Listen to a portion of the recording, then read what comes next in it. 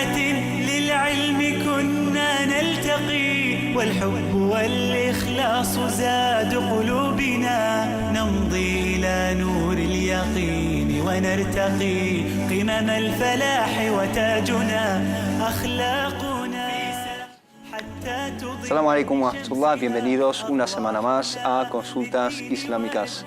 Hoy jueves vamos a tratar diferentes temas que nos han llegado a través de las redes sociales, a través de Twitter y de Facebook, además de nuestro email, y aprovecho para recordarles nuestros medios o vías de comunicación para que nos hagan llegar todas sus preguntas y sus dudas. Para empezar tenemos el email, que es consultas@cordoba.com, cordobainternacional.com, perdón, consultas@cordobainternacional.com, y tenemos las páginas de Twitter y de Facebook, además del perfil también de Facebook, a través de las cuales nos pueden hacer llegar vuestras preguntas y vuestras dudas que tengan que ver con el Islam en general, pero específicamente con el fiqh, con la jurisprudencia, las reglas y las leyes en Islam. Para responder a todas esas preguntas, inshallah, tengo conmigo hoy, como siempre, a los grandes expertos en esta materia. Me honra tener conmigo al hermano Mohamed Said Elides. Assalamu alaikum wa rahmatullah. Alaikum salam wa barakatuh. Muchísimas gracias por estar con nosotros de nuevo y bienvenido a este programa de jueves. Barakallahu fiik, el placer es mío. Y tengo al hermano Tawfiq Shidad Harak. Assalamu alaikum wa rahmatullah. Bienvenido. Gracias. Barakallahu fiik. Bueno, hoy inshallah vamos a limitar un poco las respuestas, o vamos a dar, mejor dicho, prioridad a las preguntas que nos llegan a través de Facebook y de Twitter. Vamos a limitar quizá nuestras respuestas específicamente a las preguntas que nos llegan a través de Facebook y de Twitter, y algunas también que nos han llegado a través del email. Vamos a dar esta prioridad porque se nos van acumulando quizá bastantes preguntas de semanas pasadas, para que atendamos también a estos hermanos y a estas hermanas que se ponen en contacto con nosotros, y siempre recalcando y subrayando, enfatizando que todas las opiniones que se expresan aquí no son fatwa, no son dictámenes, digamos, en el Islam, sino que son una manera de transmitir las opiniones y las fatwas de otros eruditos y de las cuatro escuelas principales dentro del Islam. Vamos a empezar, si os parece, con algunas preguntas de estas que nos llegan a través de Facebook. Nos escribe una hermana, Hijabi, nos dicen: Assalamu alaikum wa rahmatullah. Los temas son muy atinados y acertados.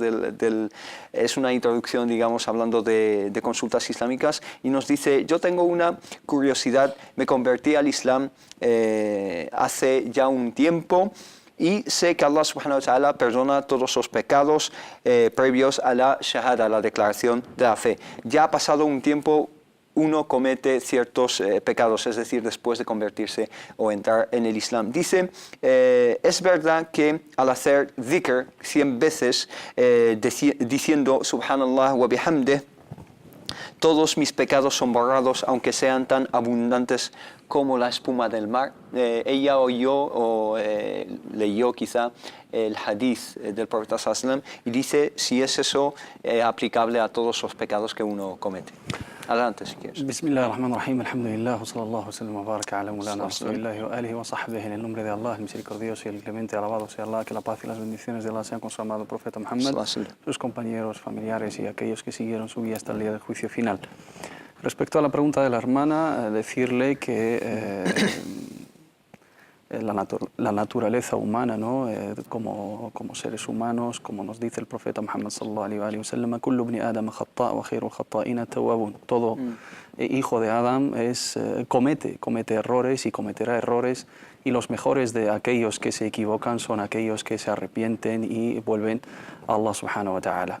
Hacer el tawbah siempre es la virtud de los mejores creyentes. Todos podemos caer, todos podemos cometer pecados. Y en la religión tenemos diferentes obras de caridad, diferentes ritos, diferentes actos de adoración que aparte de purificar nuestra alma y acercarnos a Allah subhanahu wa ta'ala y a través de ellos conseguir la recompensa, nos ayudan para expiar y para borrar y para eliminar las faltas, los errores y los pecados cometidos. Uno de ellos es el dhikr. Tenemos un hadith del profeta Muhammad sallallahu alaihi wasallam: man qala dubura kulla salatin subhanallah subhanallah 33 alhamdulillah 33 Allahu akbar 33 ثم قال لا إله إلا الله وحده لا شريك له له الملك وله الحمد يحيي ويميت وهو على كل شيء قدير تمام المئة غفرت له ذنوبه ولو كانت مثل زبد البحر. Aquella persona que después de cada rezo obligatorio dice Subhanallah, glorificado sea Allah 33 veces, Alhamdulillah, alabado sea Allah 33 veces,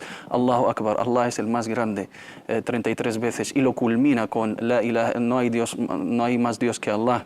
Es el Único, el 100, único y verdadero, y es capaz de todo, es omnipotente. Allah subhanahu wa ta'ala le borrará los pecados, aunque sean como la espuma de las olas del mar. Se refiere a los pecados menores, ¿no? As-sagair. Los pecados capitales necesitan de una tauba, necesitan de un arrepentimiento. Y luego todos los actos de adoración. El profeta Muhammad sallallahu alaihi wasallam nos dice: as-salawatul khams, wal jumu'a ila al-jumu'a, wa ramadan ila ramadan.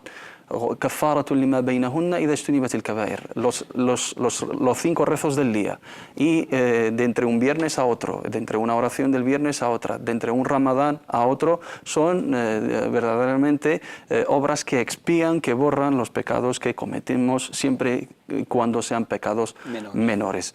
Cuando la persona no comete pecados, esas obras de caridad les cuenta como recompensa y no como una medida expiatoria, y cuanto más obras de caridad hacemos, más purificamos nuestro alma, más nos alejamos de la obscenidad, de los actos, digamos, erróneos y de los pecados, y más nos afirmamos en el camino de la virtud y en el camino, en el camino recto, inshallah. Barakallahu fik. Hermano Tawfiq, siguiendo con esta pregunta, si quieres añadir algo a lo que ha dicho el hermano Muhammad, también nos dice, es un hadith confiable, o sea, es un hadith fiable, si este hadith es sahih, y nos dice si en realidad uno puede quedar como cuando hizo la shahada, uno puede quedar libre de pecados, como ese estado tan puro en el cual uno se encuentra el día que hace la shahada y entra al Islam. Sabemos que el Islam yajubbu ma qablah, el Islam, digamos, expía o borra todo lo anterior, pasas página, una página blanca,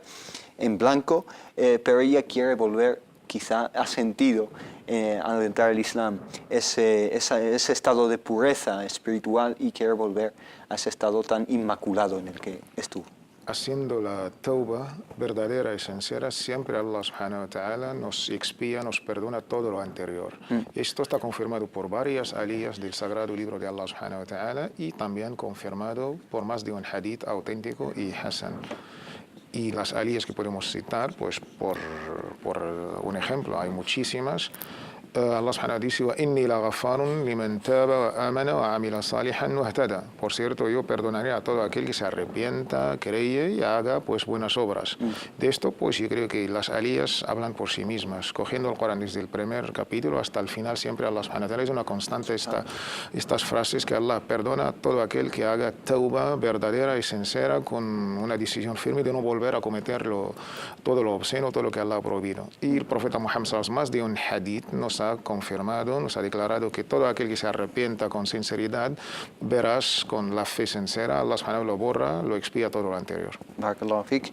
Entonces ha quedado, inshallah, clarificada este punto acerca del dhikr y acerca de tawbah Allah subhanahu wa ta'ala. Vamos a pasar a otra pregunta que nos llega de la hermana Loli, que se llama: Assalamu alaikum wa rahmatullah, me gustaría que me ayudarais a quitarme una duda, es sobre la vestimenta islámica del hombre.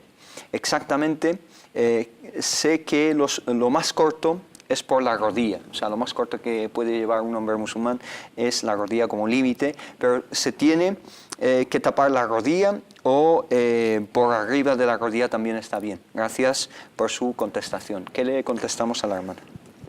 El mínimo que tiene que cubrir el hombre musulmán de sus partes íntimas o de su cuerpo, estamos hablando de lo mínimo, y a través del cual también valdría como mínimo exigido a la hora de llevar a cabo la oración, lo que denominamos en árabe la condición de satra al-awra, es del ombligo hasta las rodillas. Hay un debate entre los juristas, ¿no?, nuestros fuqaha, sobre si la rodilla entra en ese límite o no, y lo más sólido y lo más considerable es que sí entra la rodilla. Hay que tapar la rodilla también incluso con el ombligo. Eso no quiere decir que esa es la vestimenta habitual que pueden utilizar los hombres, ¿no? Ahí entra el urf, entra la costumbre social y entran otros factores a tener en cuenta, las condiciones de la vestimenta islámica, ¿no?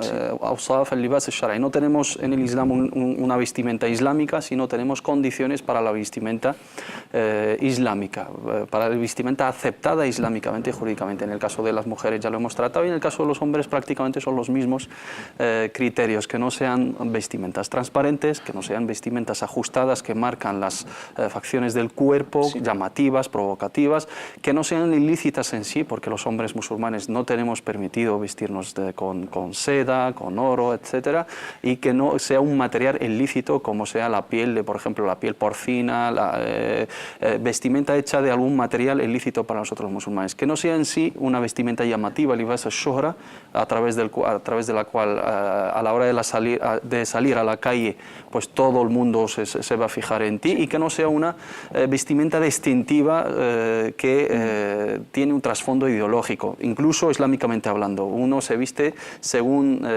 unos criterios que a la hora de verlo damos por hecho que pertenece a tal grupo ideológico, una facción aunque sea islámica. Esta es la vestimenta entre comillas salafí, esta es la vestimenta entre comillas tablighi, esta es la vestimenta entre comillas pues ikhwani, etcétera. Si eso es en sí prohibido islámicamente, cuando la vestimenta en sí respeta esas condiciones, que no es tan ajustada, que no es tan transparente, que no es llamativa, que no es ostentosa en sí, vanidosa, es islámicamente correcta. Y hay que regirse también por las normas sociales, lo aceptado socialmente, vestir lo que hacía, vestir la vestimenta que utilizaba el profeta Muhammad sallallahu alaihi wasallam. El profeta Muhammad vestía la ropa de su gente, libas al-qawm, lo que es común en tu tierra, lo que es común en tu entorno social, eso es lo que debemos de llevar, pero como parte mínima es del ombligo hasta por debajo de las rodillas, pero esa es la parte digamos mínima y excepcional, ¿no? Vale, en cuanto a las rodillas es como el límite, ¿no? Pero que es mejor llevar una vestimenta más... Eso es, y más tapar larga. el torso, etcétera. Tenemos hadices que, digamos, hablan de que rezar con el torso descubierto es detestable, makruh, ¿no? Hay que rezar con los hombros tapados, hay que rezar con una vestimenta. En el caso de que uno no encuentre, pues el límite es del ombligo hasta las rodillas, pero como hábito, como norma general, debe de ser una vestimenta recatada, respetuosa y formal. Y hay diferentes tipos de aura, ¿no? ¿Se puede hablar de que hay diferentes tipos de aura? En la jurisprudencia, pues dentro del debate y la divergencia que menciona el hermano Mohammed Said, pues sí, sobre todo nuestra escuela maliki, pues ella pues habla de un aura mukhaffafa y aura mughallaza, un tipo de aura, digamos, ahí restrictiva, mayor, que es digamos, la parte genital del hombre y de la mujer, y quizás en este caso es el hombre que estamos hablando, y el otro tipo es de la aura más o menos lo que ha explicado el hermano Mohammed, del ombligo hasta la rodilla. Sí. Y otro tema que también hay que tener en cuenta siempre, lo que ha mencionado el hermano Mohammed, es que la aura, dentro las partes púdicas, dentro de salat o fuera de salat. Otro debate entre nuestros sabios también. Y en cuanto a la rodilla, se puede tener, por ejemplo, los futbolistas que tienen pantalones cortos por encima de la rodilla, etcétera. ¿Qué decimos al respecto? Por una opinión de la escuela maliki, una opinión también dentro de la escuela hanbali, pues por ser fuera de salat, pues lo recomendable sería tapar la rodilla, pero ellos lo aceptan mientras siempre no llega a lo que es la aura al-mughallada, que son, digamos, las partes genitales. Barakallahu. Tenemos una llamada y les recuerdo que este episodio vamos a centrarnos más bien sobre las dudas que nos llegan o nos han llegado también a través de Facebook, Twitter y el correo. No obstante, vamos a dar paso a una llamada de Francisco Javier. Francisco Javier, salam alaikum, hola. Hola, buenas, ¿qué tal? Bien, bien, gracias. ¿Y usted qué tal está? Yo muy bien. Adelante. Pues mire, les llamaba porque tengo una duda, ¿vale? Estoy estudiando un poquillo el tema del arte islámico, sobre todo medieval. Yo soy de Córdoba. Sí. Y allí por Andalucía tenemos algunas de las obras cumbres. Ajá. ¿vale? Sí. Entonces comentarle, porque yo tengo entendido que el Corán prohíbe la representación de cualquier figura humana y animal, pero sin embargo veo, por ejemplo, que hay muchas representaciones de época omeya. Sí. Yo soy de Córdoba, en el que encuentro muchos animales representados, muchos... Sí. También me han llegado a hablar de que hay figuras humanas en acuñaciones de monedas. En este caso, en la época de las taifas, en la taifa de Murcia, el rey lobo Sí. acuña moneda con su cara. Ajá. Y que luego llegan, y que después también en el Museo Arqueológico de Córdoba tenemos muchas piezas que están veladas porque dicen que los almorávides o los almohades, que ya eran Sí. un poquito más rigurosos por lo visto, las velaron. Quisiera Bien. saber exactamente qué es lo que dice el Corán respecto a la representación de la figura humana o de la figura animal. Sí, muy bien. Muchísimas gracias por su pregunta. ¿Tiene alguna otra duda? No solamente eso. Muy bien, muchas gracias. Assalamu alaikum, gracias.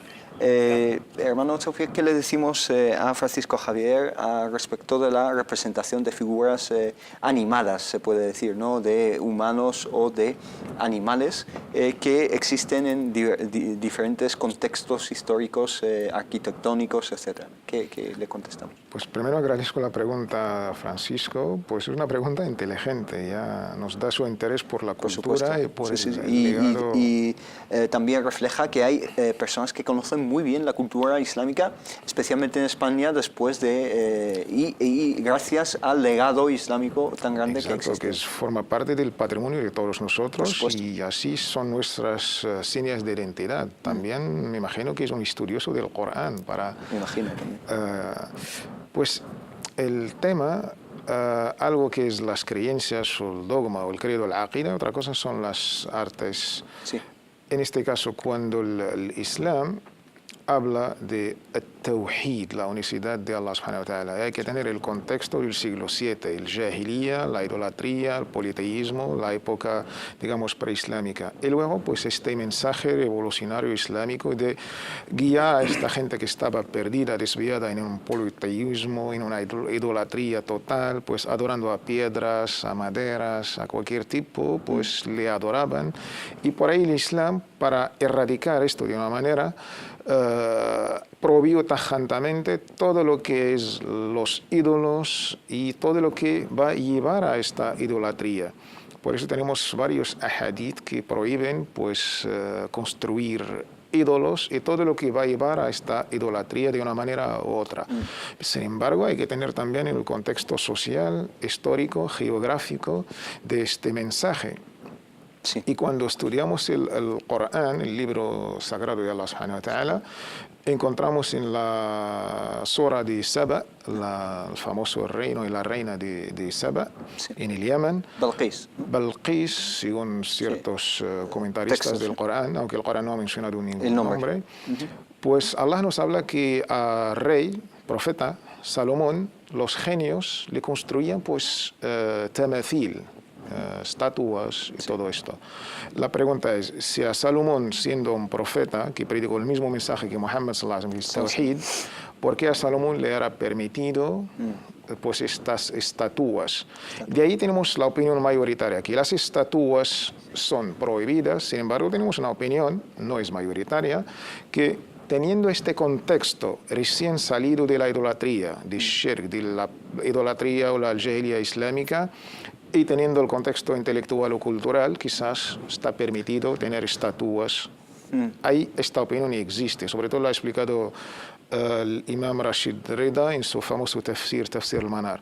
También tenemos el famoso hadith de nuestra madre, la madre de todos los creyentes, Aisha, que tenía lo que podríamos llamar muñecas, son estatuas pequeñitas. De hecho, tenemos una pregunta acerca de eso también, que nos llega a través de Facebook, acerca de las muñecas, tener muñecas en casa para niños, etc. Y esto, Continúa, alhamdulillah, por favor. con la mayoría, la opinión de la mayoría está totalmente permitido. Y la pregunta es, que así cualquiera, si shirk o el politeísmo, el peligro es más, lo van a tener los niños que la gente mayor, con cierto intelecto y cierta inteligencia. O sea, los niños con el peligro de caer en el shirk, y encima el Islam le ha permitido jugar con muñecos, en nuestro caso, si a Superman, o si a Barbie, o si a Batman, pues quizás pueden llegar a estas. Y el Islam, y la opinión de mayoritaria de nuestros sabios, clásicos y actuales y contemporáneos, está permitido tener muñecos en casa para nuestros niños y nuestras niñas.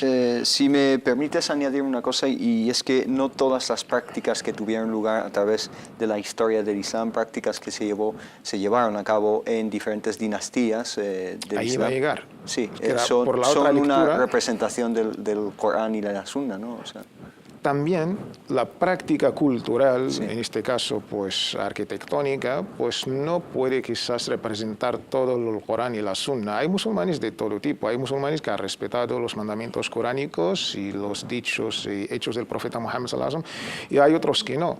Esto lo podemos encontrar en Persia musulmana, y todos estos dibujos, incluso dibujos humanos, incluso dibujos hasta de profetas, incluso que ya sabemos que esto es contra las directrices islámicas, pero eso son cosas culturales y históricas. Yo no voy a juzgar mi cultura, mis mandamientos islámicos por una experiencia histórica de los Umayya o de los persas. Wallahu a'lam. Barakallahu fik. Tenemos, por ejemplo, en la época de Abasidas o Abasíes, tenemos muchísima poesía acerca del vino. ¿no? Exacto. Acerca del vino. Sí, sí. Eso no quiere decir que sea una Y cierto representación. libertinaje, desde Omar ibn Abi Exacto. Rabi'a llegando a Bashar ibn Nur, de toda Sí. esta poesía. Tenemos a grandes poetas muy conocidos de la literatura árabe que hablan del vino, de sesiones en las que se bebía vino, etc. Y eso todos sabemos que el vino es ilícito desde el punto de vista islámico. Es muy No conocido así. en la literatura árabe la sección de Hamriyat. No, al-Hamariyat, exactamente. No. Sí, haces bien en recalcar ese concepto de que no toda la reproducción artística, ni arquitectónica, ni literaria en ese sentido representa los valores del Islam, aunque pertenezca a épocas marcadas por la gobernación islámica, ¿no? Como ha dicho el hermano Tawfiq, hay musulmanes de todo tipo. Hay musulmanes que acatan las órdenes, hay musulmanes que tienen presentes esos mandamientos en todas las facetas de sus obras artísticas y su vida incluso, y hay otros que no. El concepto es eso, cuando están ligados esas prácticas con un trasfondo confesional y religioso y de creencia, la opinión del Islam es clarísima en ese aspecto. Cuando ya tienen un trasfondo o una expresión social, artística, pues también hay que valorarla en su contexto y en sus condiciones, ¿no? Pero la norma general es que el juicio islámico o la opinión jurídica en ese sentido, que hay que evitar todo tipo de estatuas, etc. Barakallahu fik. Tenemos otra pregunta que nos llega a través de Facebook que nos dice, la hermana María desde Ecuador, nos dice: Assalamu alaikum, estimados hermanos, quisiera saber si es o no haram rentar, es decir, alquilar una habitación de la casa a una pareja, siendo que se comparte la cocina y baño entre todos. Claro está, todos son musulmanes, todos los que viven en esa casa son musulmanes, pero sin ningún parentesco entre sí. Y siendo un hombre soltero el dueño de la casa, es decir, un dueño de la casa que es un hombre soltero musulmán, alquila su casa a una pareja o más parejas y comparten solo la cocina y el baño. Si es esto haram o no, nos dice shukran, hermanos, por aclarar y explicar estas dudas. En este caso hay que tener en cuenta los límites y lo que implica ese piso compartido, ¿no? Es una persona extraña que nunca puede estar a solas con la mujer, con él, siempre tiene que estar con su hijab a la hora de compartir. También hay partes, digamos, hay aspectos de la vida íntima que van a estar expuestos a otras personas extrañas. Yo creo que no sería recomendable, no sería correcto compartir el piso en esas condiciones, salvo en casos de necesidad, teniendo en cuenta las limitaciones y lo que implica jurídicamente ese hecho, ¿no? Esa pareja, al estar casados, esa mujer nunca puede estar a solas con ese hombre, nunca puede verla sin su hijab correctamente llevado, etc. Pero es mejor evitar, porque es una situación incómoda y va, digamos, a acarrear consecuencias consecuencias que van a ser complicadas de evitar. ¿Alguna aportación a este tema? Supongo que alquila a la pareja matrimonio, ¿no? Sí, un matrimonio que vienen a vivir con este señor musulmán soltero, y la relaciono dentro de este contexto que acaba de mencionar el hermano Mohammed Said, la relaciono con la pregunta de Farah, que nos dice: Assalamu alaikum hermanos, quería saber si en nuestra religión está permitido estar en una habitación a solas con el suegro con su nuera en la cama, tumbados viendo una película, nos dice. Nos describe muy bien el contexto, la situación, pero sí está permitido, ¿no?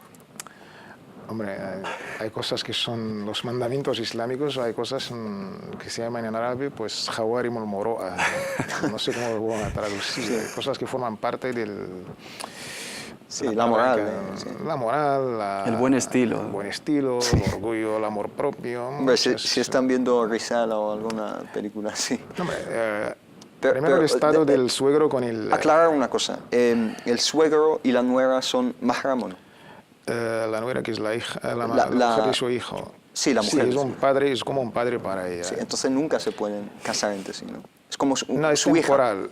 Hija. Es temporal. Hay dos tipos de mahram. Muy bien, entonces tenemos que contextualizar. Y un mahram, digamos, permanente para siempre. Sí. En este caso es temporal. Temporal. Temporal, no, seguro. El yerno con la... Sí, lo que es el marido de su hija. No se puede. Es eterno. Definitivo, sí. Es correcto. Pues para estar a solas sí está permitido. Sí. Pero la segunda cosa es un poco el contexto social, la cultura de cada país, y encima la manera gráfica que se plantea la pregunta. No sería recomendable ni mucho menos aconsejable, por un poco respeto, por cortesía, por educación y por un poco, yo creo, dar una imagen. Exacto. No hay que pensar mal, pero hay que también ser un poco... El Islam, el honor es uno de los, ya lo hemos explicado, de los propósitos de la misma Sharia, preservar este honor y conservarlo. Sí, que se mantenga un límite ahí de respeto. Cierto, y de respeto, ¿no? Sí, nosotros tenemos incluso en el contexto de los niños el hadith del profeta Muhammad sallallahu alaihi wasallam, si hay que separar entre niños de 10 años, hermanos digamos, en los dormitorios y a la hora en las habitaciones, para que crezcan, digamos, según unos criterios y según unos valores de recato y de pudor y de respeto, aunque sean entre hermanos, y tengan su espacio independiente, y tengan su espacio y su intimidad y ese respeto. ¿Qué vamos a decir de las personas mayores, ¿no? Islámicamente hablando, de un ambiente familiar islámico, pues hay que tener en cuenta la vestimenta en casa, la manera de comportarse. Esas confianzas no son propias de nuestra cultura, entonces es un padre y una hija, pero también hay ciertos límites, es la mujer de su hijo, y ciertas conductas y ciertas, digamos, escenas, pues hay que tenerlas en cuenta si son acordes a nuestra cultura o no. Muy bien, Barakallahu Fik. Antes mencionaba que teníamos una respuesta relacionada con la pregunta de Francisco Javier respecto a la presencia de estatuas, etc. Y esa pregunta nos viene a través de Twitter y nos dice lo siguiente, nos dice: ¿por qué las muñecas de forma humana, que tienen una forma humana, son haram, es decir, ilícitas desde el punto de vista islámico? Las habla Imán desde Tarragona.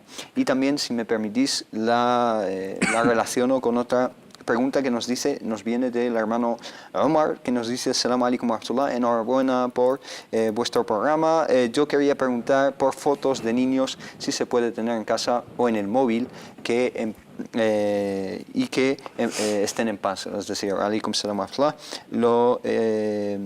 ¿Qué le respondemos al hermano Omar y a la hermana? Yo creo que Ina? hemos tratado en el programa anterior, la semana pasada, el aspecto de las imágenes, ¿no? El juicio legal en el Islam sobre el concepto de las imágenes fotográficas y las imágenes hechas a mano y las estatuas. Acaba de mencionar bien el hermano Tawfiq el tema de el trasfondo confesional y religioso a la hora de tener estatuas o fabricarlas, etcétera.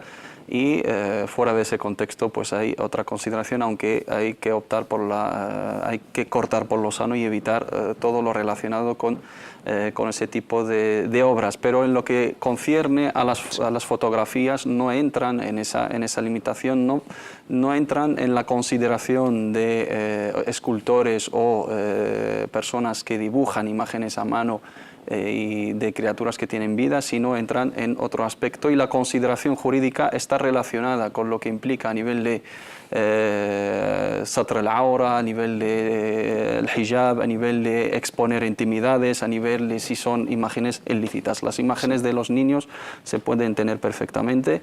El hadith que habla de los ángeles que no entran a las casas por presencia de fotos o estatuas no serían ese tipo de fotografías, aunque hay sabios que cortan también por lo sano y las consideran también. Las fotografías son el reflejo de una sombra, es un proceso digital o mecánico que no entra en el hadith, y químico que no entra en el hadith del profeta Muhammad sallallahu alaihi wasallam.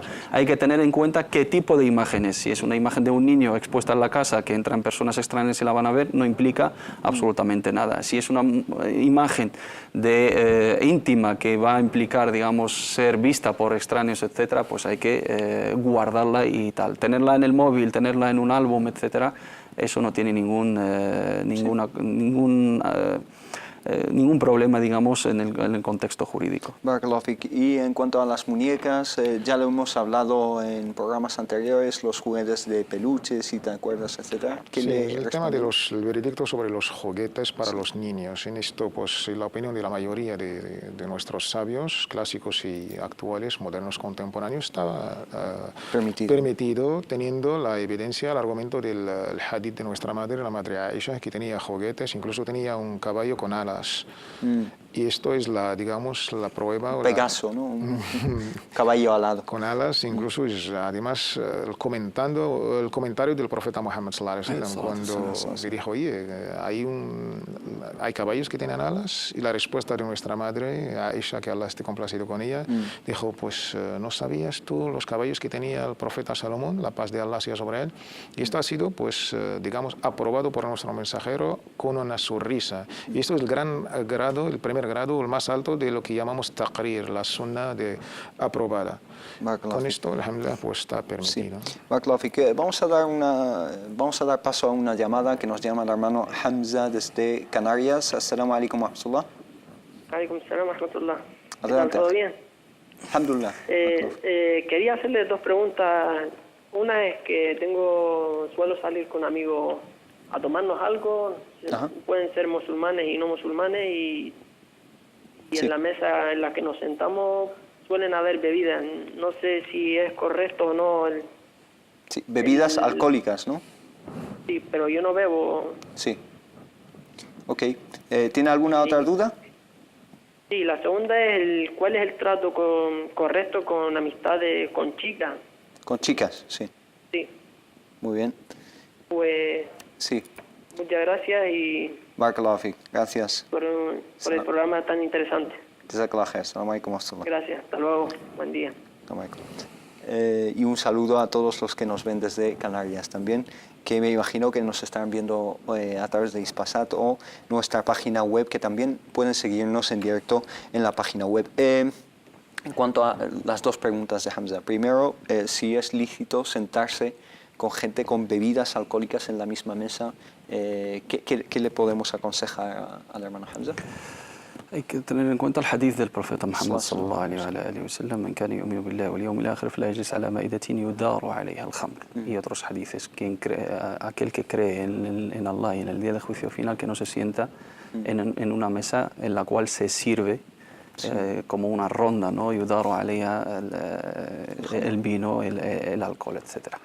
Y hay que tener en cuenta el contexto de ese hadith y el contexto social y en el contexto de la prohibición de al-Khamr y nuestro contexto occidental en el cual vivimos como una minoría musulmana, donde está presente en todos los aspectos el alcohol. Hablar de un contexto islámico no es lo mismo que hablar de un contexto occidental. En un país musulmán, un musulmán no puede estar sentado en una mesa en la cual se sirve el Khamr porque es prohibida. No se debe vender, digamos, en un país islámico, no se puede comercializar, aunque bajo el pretexto de que se sirve a los turistas, etcétera, se permite en ciertos países, pero la norma general no se puede servir ese alcohol y no se puede vender, digamos, en un contexto islámico, y un musulmán en un país islámico no puede aceptar compartir una mesa en la cual se sirve ese alcohol. Y aparte el hadith habla de yudaru alayhi al-khamr, de manera que se comparte y hay una aprobación, digamos, moral moral y hay una aceptación. Eso no puede ser. Pero en el caso de por necesidad y por la realidad que es, que estamos, por ejemplo, viviendo en un contexto occidental, hoy en día cualquier cafetería, cualquier restaurante, aunque no esté presente con nosotros el alcohol en nuestras mesas, está presente físicamente en las estanterías y se está sirviendo en la misma barra y es prácticamente imposible de evitar, salvo si el musulmán o la musulmana decide digamos, nunca entrar a ese tipo de establecimientos, cosa que no sería posible. Por alguna necesidad debemos de entrar a comer en algún sitio, etc. En el caso de tener amistades, relaciones con los demás, siempre hay que dejarles claro que como musulmanes no podemos tomar alcohol, no podemos invitar al alcohol, no podemos participar en la compra ni en la invitación de ese alcohol, pero si se dan las situaciones de que está presente, al no aprobarlo, ¿no?, con nuestros corazones ni compartirlo, no entraría, según mi consideración y según la opinión de muchos sabios, en el hadith del profeta Muhammad sallallahu alaihi wasallam. Hay que diferenciar entre el contexto islámico y el contexto occidental y el contexto en el cual se presenta ese tipo de, digamos, situaciones. Aceptarlo, compartirlo, beberlo, pagarlo, eso absolutamente es haram. Que esté en tu presencia, pero sin que tengas tú el poder de evitarlo ni de obligar a los demás, porque estás con personas no musulmanas, que para ellos está permitido ese ham, no lo estás compartiendo con musulmanes, ahí no entraría en esa consideración, teniendo en cuenta nuestro contexto y nuestra situación. Allahu a'lam. Hermano Tawfiq, ¿algo que añadir en este contexto? Sí, no, en la misma línea, solo hay que saber dos cosas. Nuestros sabios, como una metodología general a tratar estos temas, sobre todo los sabios de los fundamentos del fiqh, usul al-fiqh, hacen una diferencia entre lo que es el wasail o el ghayat. Tenemos las cosas que son los fines, los objetivos, los medios, los medios y los fines. El Islam pues se pone muy duro en los fines. El alcohol es haram tomarlo, pero los medios que van a llevar también son haram prohibidos, pero menos. Entonces, dentro de los límites que ha explicado el hermano Muhammad y el contexto geográfico, hay que tenerlo en cuenta. Y social también. Y social. No se recomienda tener el alcohol en la misma misa, siempre los límites que ha explicado. Son las prohibiciones de los medios, que no es el mismo grado que prohibir los fines. No obstante, se puede evitar dentro de lo que... Claro. ¿no? Hablando, de lo posible. cuando ya se trata, yo siempre lo aconsejo a los hermanos, cuando ya se trata de un contexto de amistad, contexto de compañeros, etcétera, pues siempre debe de haber una comunicación, sobre todo si se va a repetir esa situación. Si es algo pasajero, puntual, tampoco, digamos, merece la pena entrar en debates, pero si es una situación con la cual se va a repetir, se va a dar muchas veces, un musulmán que va a compartir mesa siempre con sus compañeros de su trabajo y siempre va a estar presente, igual que les exprese, digamos, la limitación que tiene, el inconveniente que tiene, y yo creo que ellos lo aceptarán perfectamente y lo van a respetar, y que él también tiene que hacer de su parte, sin que sea un motivo de conflicto. Exacto. Pero si son casos puntuales, yo creo que tampoco hay que entrar en debates innecesarios. Barakallahu Fik, gracias por las explicaciones. Nos quedan, además de las muchas preguntas de Facebook y de Twitter, nos queda la pregunta del hermano Hamza que nos hizo a través del teléfono acerca de la relación de amistad entre hombres y mujeres, chicos y chicas, pero esa pregunta, inshallah, la vamos a responder después de esta muy corta pausa, así que nos vemos en unos instantes. Assalamu alaikum. في ساحة للعلم كنا نلتقي والحب والإخلاص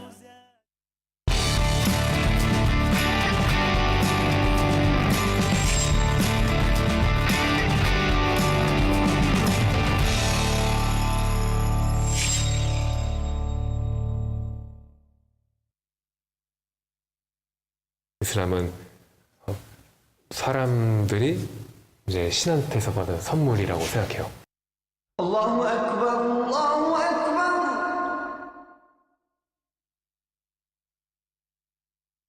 الله أكبر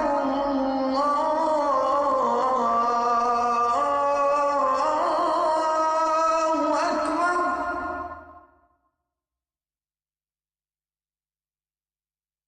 أشهد أن لا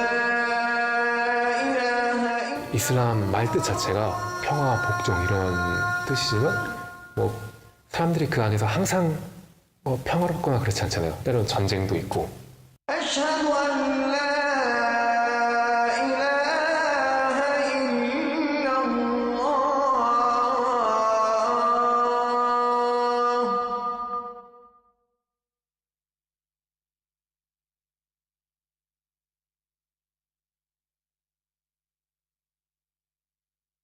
내 자유를, 내 자유와 권리를 이렇게 이 종교를 통해서 저는 더 찾게 되는 것 같아요.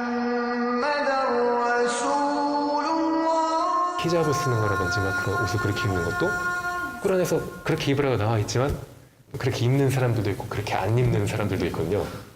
뭐 무슬림인데 뭐 미니스커트 입는 사람들도 있고. 이슬람을 그냥 따르는 게 아니고 이걸 왜 이렇게 하는지, 그리고 이거를 어떻게 하는지는 네가 생각을 해서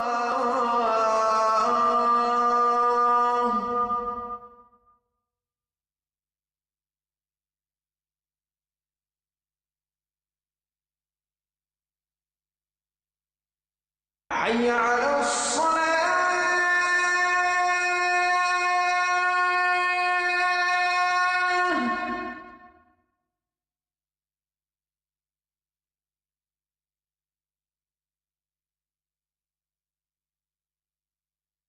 حي على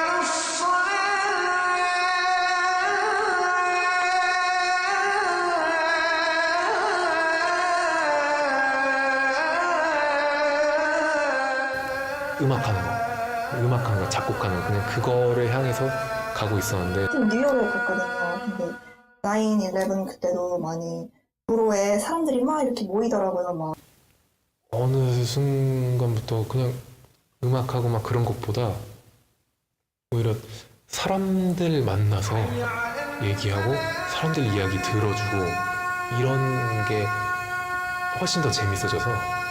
여기는 기독교, 여기는 뭐 이슬람, 뭐 그때 참 사람들이 그 다양한 의견을 가지고 있구나. حي على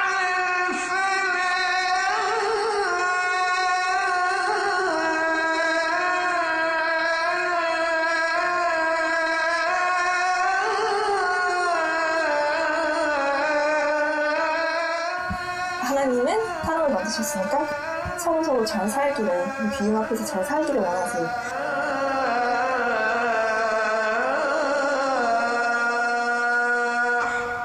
시간도 하나님께서 주신 선물이니까 바르고 정직하고 그리고 그 성실하게. 제가 가장 좋아하는 꾸란 구절 하나 알려드릴게요. 종교에는 강요가 없나니 진리는 암흑 속에서부터 구별되니라. الله أكبر الله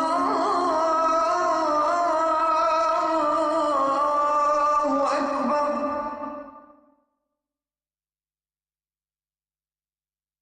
لا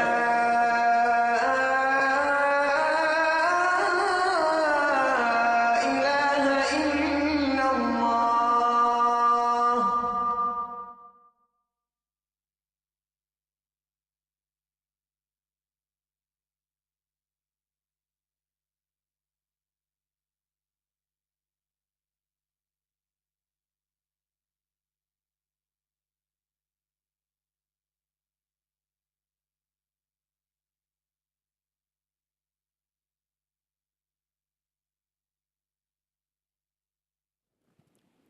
في ساحة للعلم كنا نلتقي والحب والإخلاص.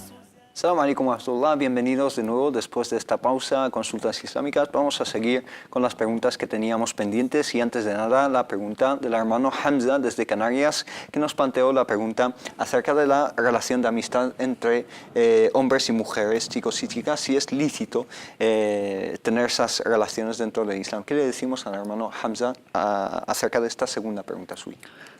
Dentro de los marcos que ha puesto nuestra religión islámica, las chicas para un chico son de dos tipos. Unos que llamamos mahram, pues que son parentescos que no puede casarse con ellas, y otros son ajnabiyat o ajnabiya, una extraña que sí que se puede casar con ella. El primer contexto no vamos a hablar, mahram, pues está alhamdulillah todo permitido, pero la segunda, si es una chica ajnabiya, extraña para él, en el sentido que sí que puede casar con ella, pues no puede estar a solas, lo que llamamos halwa, en un lugar cerrado, solamente Satanás es el tercero, como está en el famoso hadith de Abdullah ibn Abbas, la yakhluwanna ahadukum bimra'atin ولو كان يعلمها القرآن. No puede estar uno de vosotros con una chica A solas. ajnabiyya, a solas, en un lugar cerrado, aunque enseñándola el Corán. Este concepto es muy importante. No puede, digamos, tocarla porque no es su mujer, digamos.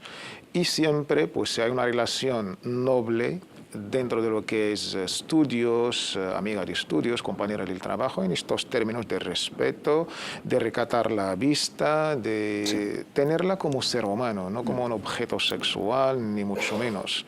Esto es la dignidad que Allah subhanahu wa ta'ala para todos. وَلَقَدْ كَرَّمْنَا بَنِي آدَمَ. Esta dignidad femenina, masculina, dentro de este hermanamiento todos somos hijos de Adán y Eva, pues en estos casos, en estos... Pero una relación propiamente dicha de amistad entre chicos y chicas, ¿qué le ¿A decís? quién estamos engañando? Pues una amistad platónica, libre, pues hay que ser sinceros. Siempre entre un ser masculino, un ser femenino, una amistad así de las películas románticas solamente existe en las novelas. Exacto. Y además, si incluso está enseñándole el Corán, pues o ella o él pues va a decir, mashallah, qué voz tan dulce y tan bonita tienes, y eso No prejuzgamos, puede desarrollar. mucho menos que se dan mal, esas... pero hay que respetar estos límites, teniendo la dignidad de cada uno y ya está. Esto. ¿Qué decimos al respecto, hermano? Sí, con lo que acaba de mencionar el hermano Sin Tawfiq, perjuicio a lo que ha dicho. por siempre hay supuesto, que tener ¿no? en cuenta los límites y evitar al máximo ese tipo de medios que puedan llevarnos, ¿no?, a caer en lo ilícito, ¿no? Hay que respetar el honor de cada uno y no caer, digamos, en esas faltas que puedan llevarnos, inshallah ta'ala, que Allah nos salve, ¿no?, en caer en los pecados capitales. Barakallahu fik. Tenemos una pregunta también de la hermana Linda que nos dice, son dos preguntas, empieza por una pregunta que recalco que ya hemos contestado varias veces, es acerca de operar a las mascotas, en este caso a una gata, operar a una gata que es mascota en casa. Castrar, te refieres. No, en este caso no es castrar, en el caso de una gata se refiere para que no tenga crías. Sí, entonces le respondemos lo mismo, ¿no? Sí, ya lo hemos tratado, Sí. que vuelva la hermana. Bueno, la castración como base, sin que tenga, digamos, un beneficio, sin que esté justificada por alguna razón médica y sin que represente, digamos, un riesgo ni perjuicio para el animal, sí sería permitida, pero como base no es ilícita. Muy bien, no y, es lícita. Barakallahu fik. Y la segunda pregunta dice, y la otra pregunta es que hace años me regalaron una bolita turquesa que dice la palabra de Allah, pone el nombre de Allah subhanahu wa ta'ala, Ism al-Jalal, de Allah subhanahu wa ta'ala, Jalala, como amuleto de protección. Le dijeron, este amuleto te puede proteger. Luego supe que eso es shirk, dice, antes no lo sabía. Una vez lo supe, ¿qué se debe hacer con eso? ¿Es haram venderlo, al igual que quedarse con ello, aunque no tenga fe en su efecto de protección, etcétera, y no lo use como amuleto? Nos pregunta qué hace con este objeto. Quizá es un objeto de valor, ¿no? ¿Qué le podemos responder? Como principio general, el tawhid y la unicidad de Allah subhanahu wa ta'ala, la creencia en Allah uno y único, es lo más, digamos, básico e importante. El Islam ha enfatizado de una manera como derecho de Allah subhanahu wa ta'ala. Haqqullahi ala al-abid, el tawhid es el derecho máximo que Allah tiene sobre nosotros, es unificarle. Todo lo que quizás va contra este tawhid o esta creencia de la unicidad de Allah subhanahu wa ta'ala, el Islam lo ha prohibido de una manera tajante. Sí. Y de estos tenemos los amuletos. Estos amuletos, pues, que nos pueden llevar a caer incluso en el shirk, en el politeísmo, en creer, pues... La idolatría, ¿no? La idolatría, todo lo que Allah ha creado, subhanahu wa ta'ala, Allah es lo único quizás que es el todopoderoso. Creer que alguien me va a dañar o me va a beneficiar, pues alguien, pues, que está teniendo esta creencia está en un gran peligro sobre su imán y su tawhid. ¿Qué Que hacer? se deshace de este amuleto, de esta piedra lo más rápido Dice posible. también si lo puede guardar en un lugar encerrado y tenerlo ahí o qué hacer con él? Yo no sé de qué valor o de qué metal está hecho. No lo sabemos, pero Que lo destruye, que se deshace de él y el valor que va a perder es mucho menos que es las creencias y tawhid, que es lo más noble e importante para Allah subhanahu wa ta'ala. Barakallahu fik. ¿Alguna sugerencia en este sentido? إن الله لا يغفر أن يشرك به ويغفر ما دون ذلك لمن يشاء. Allah subhanahu wa ta'ala no perdona que se le asocien copartícipes y perdona todo lo demás. Todo lo relacionado con el shirk hay que evitarlo tajantemente de lejos y de cerca. Sí. Bueno, en este sentido aprovecho para hacer un recordatorio de que estos amuletos que se dan, especialmente un amuleto que veo muchísimo, que es la mano de Fátima, que se llama, que es el jamisa, ¿no? Que es esta mano con el ojo, etcétera. Ese símbolo no es ni islámico ni judío, porque existe también en el judaísmo, sino que es muchísimo más antiguo, va incluso a épocas asirias muy antiguas, y tiene unas connotaciones totalmente contrarias al tawhid, que es la unicidad de Allah subhanahu wa ta'ala en el Islam. El único que nos puede beneficiar y proteger es Allah subhanahu wa ta'ala. Hadith del profeta sallallahu alaihi wasallam, Mu'adh ibn Jabal, ¿no?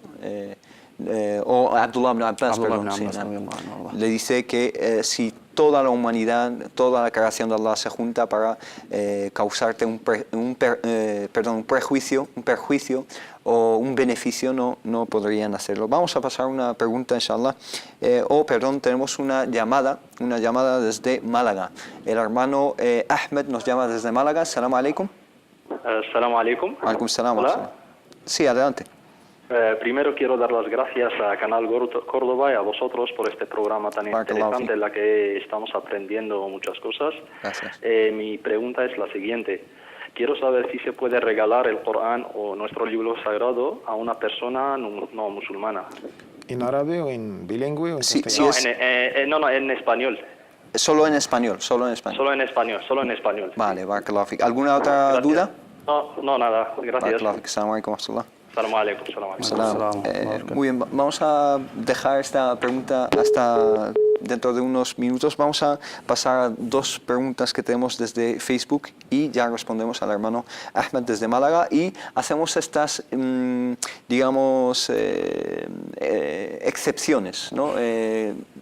Dejando algunas llamadas porque nos está llamando bastante gente. No obstante, vamos a dar prioridad a los mensajes que nos llegan a través de Facebook y de Twitter, además de el correo. Tenemos al hermano Jalifi, que nos dice: hola, tengo una consulta, necesito saber si lo que voy a hacer es lo correcto. He conocido a mi posible mujer, pero me ha adelantado que estuvo a punto de prometerse con un chico y que a día de hoy, no es virgen. Nos dice: ¿qué debo hacer? ¿Es ilícito que pase por alto este hecho? ¿Es lícito para mí casarse con ella? ¿Qué le podemos decir al hermano Jalifi? Primero, saber algo tan básico que la virginidad no forma parte de las condiciones del matrimonio. Esas son valoraciones personales. El profeta Muhammad sallallahu alaihi wasallam, y todas las mujeres que se casaron, ninguna era virgen, salvo nuestra madre Aisha. No es una condición, sino que la mujer puede casar o no puede casar. Sí. Dos, esta mujer yo creo que ha sido sincera y además ha sido con su futuro marido, inshallah, diciéndole la verdad. Esto no está obligada a hacerlo. Por supuesto que no, pero dentro de lo que es la sinceridad. Sí. La sinceridad yo creo que es un valor añadido, hay que valorar. Aquí no hablamos de condiciones islámicas y aparte, pues Allah subhanahu wa ta'ala perdona todo lo anterior. Sí. Yo creo que el hermano en este caso, si de verdad ama a esta mujer y esta mujer ama a este hombre, que es lo más importante según el Islam, este ijab wa qabul, este amor, mawadda wa rahma, sobre esto hay que invertir y construir esta futura familia dentro de las condiciones que el profeta Muhammad sallallahu alaihi wasallam ha recomendado como características para la buena mujer. Si esta mujer tiene religiosidad, tiene valores, tiene moral y ha quizás cometido este error en su pasado. Todos Allah somos subhanahu wa humanos, ta'ala, por todos somos humanos, todos, en el hadith que ha mencionado el hermano Muhammad Said, kullu bni Adam khata. No. Todo hijo de Adán pues se equivoca. El mejor de aquellos que se equivocan es aquel que hace tauba, se arrepienta y además firme de en el futuro, inshallah, no volver a cometer esto. Yo creo que para mi opinión humilde es una decisión, valoración personal entre ellos. Barakallahu fik. Vamos a pasar a otra pregunta que dice: Assalamu alaikum, soy Latifa. Primero quiero felicitaros por el programa y preguntaros sobre si no pasa nada llevar pañuelo, el hijab se puede decir, como sutra sin cumplir con las condiciones del hijab. Y muchas gracias. Cuando incumplimos las condiciones del hijab no podemos decir que estamos llevando hijab, eso es lo primero. Y recalcar siempre a las hermanas que el hijab no se limita únicamente a llevar un pañuelo y cubrirse el pelo, ¿no? Sino es todo el conjunto de las condiciones de la vestimenta que debe de observar una mujer musulmana, aceptándolo por voluntad propia, desde luego, y cumpliendo con una obligación. El hijab es una obligación para la mujer, como también hay obligaciones para el hombre en el caso de cumplir con las condiciones de la vestimenta. Y esa obligación tiene unas condiciones, unos requisitos.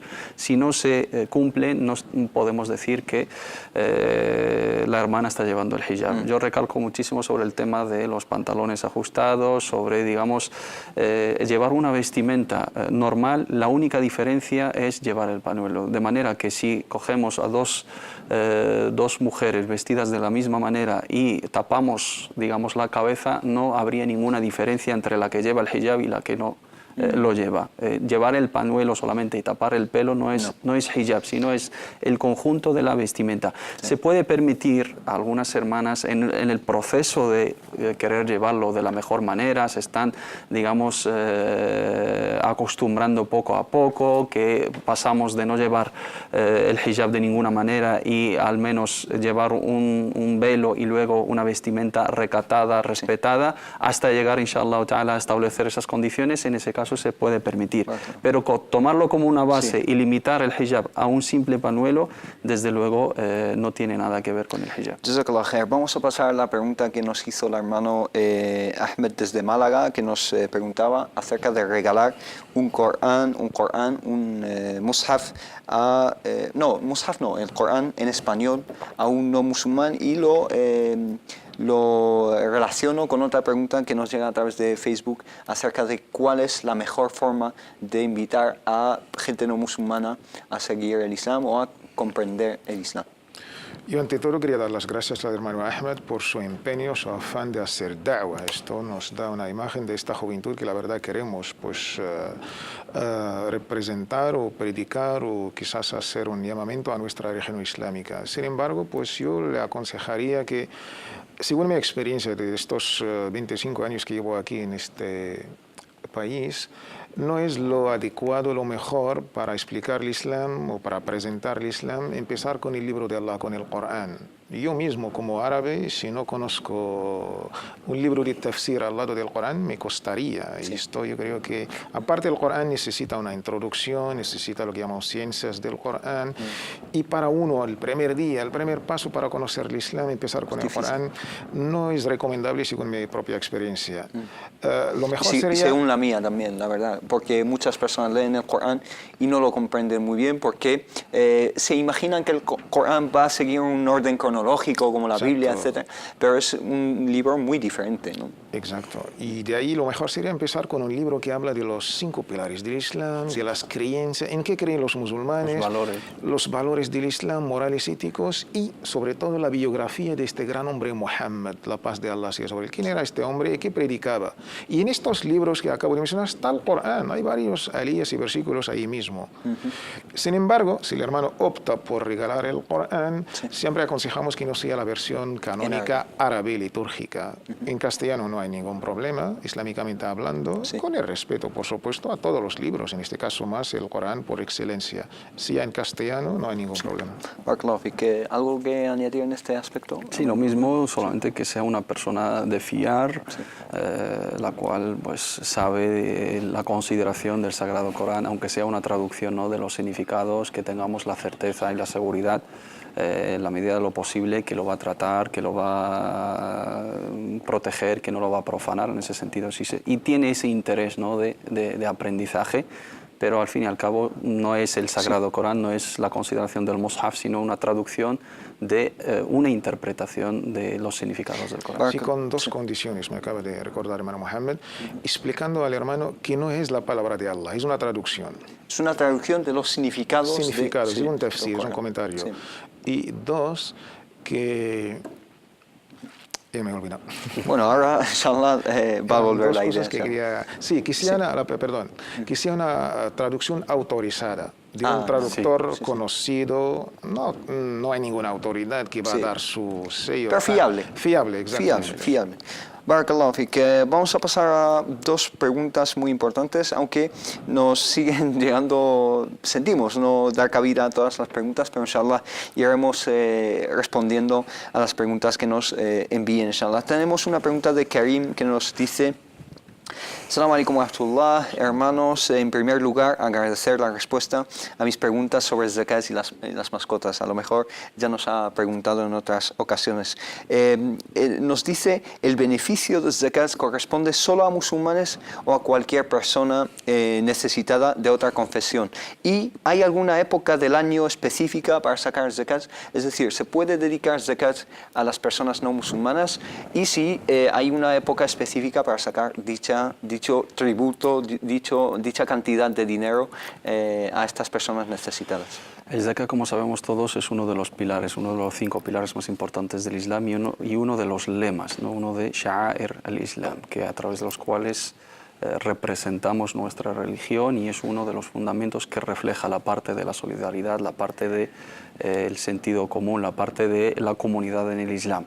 Es un tributo que debemos sacar los musulmanes cuando tenemos en posesión un mínimo, que es el mínimo imponible, y cuando pasa un año sacamos una cuota según qué base, digamos, económica estamos hablando, si es dinero, si es pertenencias, si son oro de tijara, si son, digamos, si es comercio, si es ganado, etcétera. En especie, ¿no? En especie, cada tipo tiene un porcentaje. Cuando estamos hablando del dinero, estamos hablando de un 2,5% anual sobre un mínimo imponible que es el nisab, y cuando pasa un año lunar. Se le da a las 8 categorías mencionadas en la ley de Surat At-Tawbah: إنما الصدقات للفقراء والمساكين والعاملين عليها والمؤلفة قلوبهم وفي الرقاب والغارمين وفي سبيل الله وابن السبيل فريضة من الله. Los necesitados, los pobres, los huérfanos, los que trabajan en su recaudación, los endeudados, al-gharimín, fi sabilillah, las personas que, digamos, trabajan en la causa de Allah. Trabajan en la causa de Allah. Ibn al-Sabil es las personas, pues, que necesita, digamos, auxilio y ayuda. Y el mu'allafati qulubuhum, aquellas personas recién convertidas al Islam, que necesitan afianzar, digamos, esa creencia, pues a través del buen trato y a través de la generosidad con ellos, pues les ayudamos. La opinión del Jumhur es que el zakat, al ser un lema del Islam y al ser un pilar, no se le puede dar a los no musulmanes, solamente a los musulmanes, y su argumento es el hadith de Mu'adh ibn Jabal radiyallahu anhu arda, cuando le manda al profeta Muhammad sallallahu alaihi wasallam a Yemen a predicar el Islam, le dice: وَعَلِمْهُمْ أَنَّ اللَّهَ افترض عليهم صدقة تؤخذ من أغنيائهم لكي تعطى أو ترد على فقرائهم. Se coge de sus ricos para dársela a sus pobres, ¿no? Se coge de los musulmanes para dársela a los musulmanes. La opinión de la mayoría... Esta es la opinión mayoritaria de todas las escuelas. No obstante, hay una opinión que sí, que es el Ahnaf, de la escuela Hanafi, que sí permite dárselos a los no musulmanes cuando hay un beneficio y cuando hay un propósito, digamos, de alto interés. Barakallahu fik, que un propósito elevado que se cumpla con esta zakat. ¿Algo que añadir en 10 segundos porque nos tenemos que ir? No, es la misma. Sin embargo, como lo ha dicho todas las obras de caridad y sadaqat está totalmente permitido. Quizás este debate en el zakat, pero todo el dinero, sadaqa, kafara, obras de caridad está totalmente permitido. Barakallahu fik, muchísimas gracias, hermano Mohammed Said Aliles, por tus explicaciones y tus aportaciones. Barakallahu fik. Y al hermano Tawfiq Sidel Harak, muchísimas gracias. Jazakallahu khair. Y a vosotros, muchísimas gracias. Que Allah os bendiga por habernos seguido. E inshallah nos vemos el lunes que viene con otro episodio de otro programa de Consultas Islámicas islámicas. Que pasen un buen fin de semana y que Allah subhanahu wa ta'ala les bendiga y acompañe. Assalamu alaikum wa rahmatullahi ta'ala wa barakatuh. كي لا يضل عن الحضارة ركبنا نسعى إلى طلب العلوم وفهمها حتى تضيء بشمسها أرواحنا